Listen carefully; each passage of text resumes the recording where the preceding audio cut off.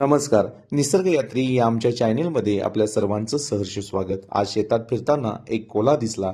चालण्यात त्याच्या डगमग, डोळ्यात भीती आणि शरीरातील कमकुवतपणा स्पष्ट दिसत होता. त्याला पाहता क्षणी मन अस्वस्थ झालं. हा जीव काहीतरी मदतीची याचना करत आहे असंच वाटलं.